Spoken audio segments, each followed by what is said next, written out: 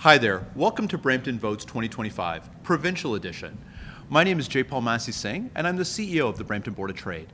On behalf of myself and our members, thank you for making the time to watch these conversations.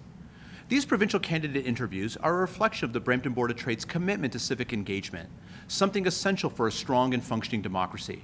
Today, we have two very simple goals. One, to ensure that those who seek office in our community have an understanding of the issues that matter most to us. Secondly, it's to ensure that us, as voters, we have an understanding of where those who seek office stand on the key issues that affect us in our day-to-day lives. We know that regardless of whether one is part of government or in opposition, simply by being elected, you have the opportunity to shape policy and affect the lives of not just those in the province broadly, but those here in Brampton very specifically. And we want to make sure that we have confidence in those who we're sending to office. Now, typically, these types of conversations would take place in the form of a debate, where we had all candidates together and giving them the opportunity to express ideas and challenge one another. However, given the rapid nature in which this election came together, unfortunately, we were not able to get all candidates to participate. As a result, we instead made the decision to conduct a series of conversations with a moderator who will sit down with the candidate alongside a panel of community experts who will pose questions to the individual, allowing us instead to go a little bit deeper, give you the opportunity to understand who they are, where they stand on issues, and hopefully develop a really deep understanding of who it is that you'd like to vote for. These conversations will have some structure to them. Each candidate will have the opportunity to give a short opening where they'll explain who they are, what motivated them to run for office, and what it is that they stand for. Our moderator, Vijai Singh, who's the manager of policy and government relations at the Board of Trade, will then work with our panel to ensure that we get a fulsome understanding of where that candidate stands on critical issues that matter to us. Overall, we feel that we did a fantastic job with the candidates that we had, and we hope that you'll find these conversations informative. Now, I do want to remind you that if you do like the work that we're doing here at the Board of Trade, please come out and support us. You can find more about what we do at bramptonbot.com. We're always looking for more engagement in what we're doing, whether it be here as part of civic engagement with our elected officials or broadly in terms of the impacts we're trying to make in our community. Finally, I do want to remind you that it's important that you vote. Advanced polls open on February 20th and are open until the 22nd, with Election Day on the 27th. Every vote matters. Please make sure yours counts. We hope you find these conversations inspiring and also informative, and we look forward to having your feedback. Thank you very much for tuning in. Hey everybody, I'm Vijay. I'm the Manager of Policy and Government Relations at the Brampton Board of Trade. Unfortunately, we could not confirm a candidate to speak with us for Brampton South. But given that I am a resident of Brampton South and our panelists are all residents of Brampton South, I still wanted to have a conversation about our priorities for the riding and for the city as a whole. So I was born and raised in this riding, and I now work for the Brampton Board of Trade, located in Brampton South. And my priorities as a resident include two-way all-day go. I think for far too long, the Kitchener line has been encumbered by the fact that we share tracks with CN, and that really limits the frequency for the passenger trains heading to Union Station. I've heard about two-way all-day go for a number of years now. I would like the next provincial government to finally put shovels in the ground and make that third and preferably that fourth track happen so that we can have more frequent service to Union Station. I also, in addition to two-way all-day go, we would, as an organization, appreciate clarity on funding for the LRT. And I won't get into too many priorities, but because we'll have a conversation about it. But transit infrastructure is top of mind for myself. So I'd like to ask the panel, what are some priorities for you?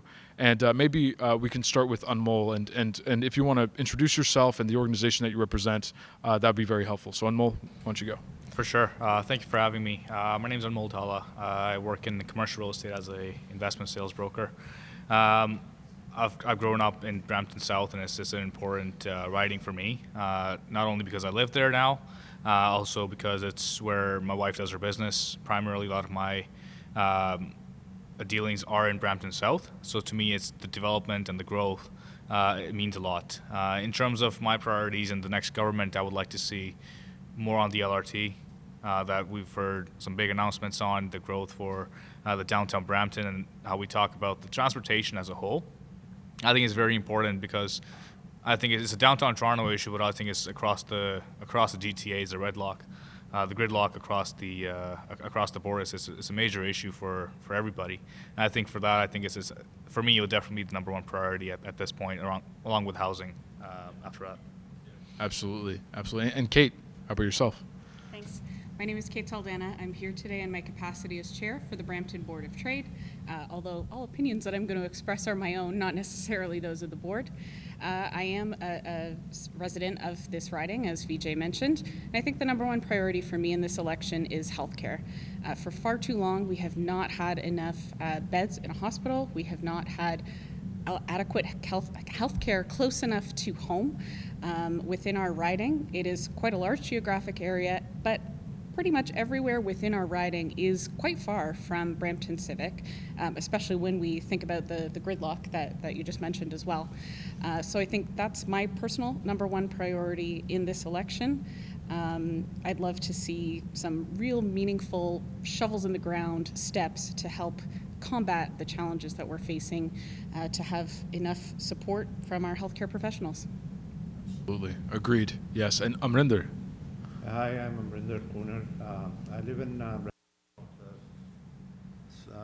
Since I arrived Canada, I'm here in this riding since 2005, and my kids, they went to school in this riding. My wife is a teacher. I work with Royal Bank of Canada and working in a commercial banking. My number one, like I've been going through for the last 2 years, my elder parents who live with me. Healthcare is kind of an issue which we are facing every day now. Long ER wait times. If you have any appointment, you have to wait for months and months and keep on following up on getting those appointments. I think government needs to do really something concrete in that area so that they hire more doctors and the wait time is less. And the second part is due to students, there is a lot of overcrowding happening. I know like Brampton City has done has taken some concrete steps, but I want to know from provincial leaders that what they are going to do, help putting up student housing and housing as a whole, so that the shortage of this housing is addressed. No, absolutely. Housing is a big priority in Brampton in general. But I mean, going back to Anmol, your points about the need for transit and housing, Brampton South also contains downtown Brampton, and for a long time, downtown Brampton hasn't seen a ton of new development. And you work in the development space, albeit mostly commercial, but we have heard from the previous government, they have committed funding for what is called the Riverwalk project, a flood mitigation project that is eventually going to lift some of the regulatory constraints that limit development in downtown Brampton. Could you speak to the potential of downtown Brampton? So just for some background, the Riverwalk project, it works to uplift the floodwater area in the downtown. So what that does is part of the downtown cannot be developed on unless there are special measures that are taken. And city has specific policies to the how maximum amount of residential units that can be built in that specific area, which covers a big part of downtown, so that affects it quite a bit. But with this project, with the Riverwalk, that does help, and I think the city and the province has sort of been very supportive for developers to go ahead and start working on something towards getting it built, and that they will be on track for the Riverwalk.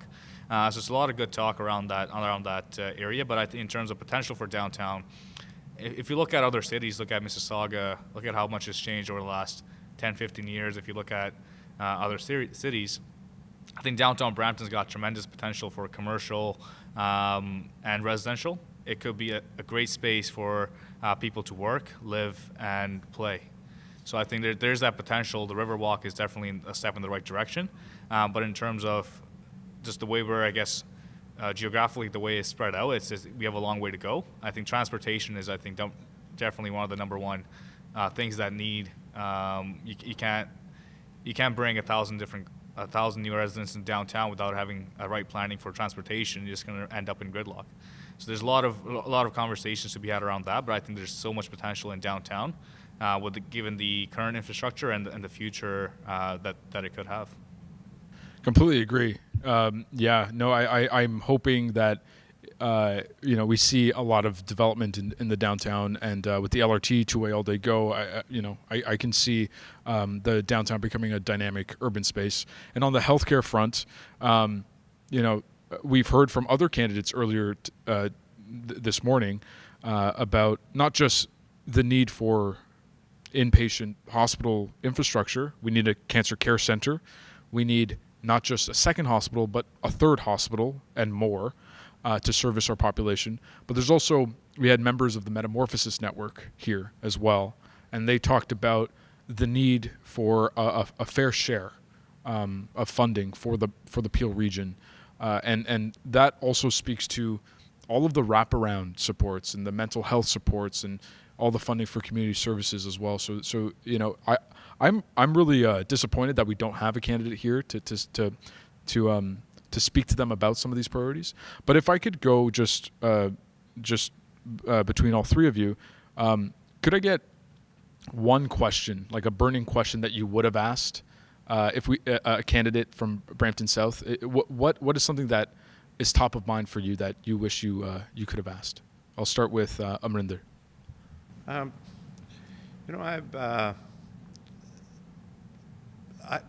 Overcrowding of Brampton is something which is, I think, a very top priority, should be top priority to address. We see a lot of accidents all day. You know what? This is all the repercussion of so many people in a city, and the city was not planned for. So infrastructure and what is coming to address this issue, overcrowding specifically, I think should be the top priority as far as my personal this thing. Absolutely. No, I totally agree. Kate? I think my question to the candidates would be more with respect to affordable housing. We've been speaking about that a lot this morning with some of the other candidates we've had a chance to meet with today. I think it's beyond just the affordable part, it's also safe. Unfortunately, we've all seen horror stories of how many people were packed into one house or one apartment. So I think it's beyond just affordable, it's also safe housing, and how we're managing that, especially in this area where, to your earlier point, hopefully we're seeing some new and changing development with some different strategies in terms of how we're housing people. But we also have a lot of established neighborhoods within our riding that we need to figure out a way to make that work within what people are looking for now, which may not reflect how things were built at the time those communities were originally created. Absolutely. And again, it's a shame we don't have a candidate here to chat about these things. But the city of Brampton has also indicated that they're receiving mandates from provincial, federal governments to deliver on a certain number of housing starts every year. But there are also bylaw requirements to make sure that these are safe and frankly dignified living conditions. And there are fiscal constraints that municipalities experience when it comes to not just infrastructure and these things, but also bylaw enforcement as well. Anmol, how about you? Yeah, for sure. I think it's just more in terms of questions I would ask. I know the current incumbent government has announced a lot of plans for Brampton itself, like the LRT, and they've made a lot of commitments. But I would like to know the other platforms as well. From the NDP and Liberal and the Green Party in sort of Brampton-specific commitments that they will be open to making. I don't know. I'm not sure if we've had anything like that from the other parties yet, but I know that's something I would like to sort of hear more about from these parties. Absolutely. Yeah, and housing was mentioned a couple of times. I'll just make a quick plug. If you're interested in the topic of housing, the Brampton Board of Trade, along with Civic Action, is putting on an event on March 5th at the Rose Theatre starting at 5:30. And I will be doing a presentation and moderating a panel on affordable housing solutions in Brampton. So make sure you come out to that. Yeah. Well, I think that's a good place to wrap it up. I want to thank you all for making the time to come out to have this conversation about Brampton South and what our priorities as residents of Brampton South, what our priorities in fact are, and just a plea to the candidates themselves.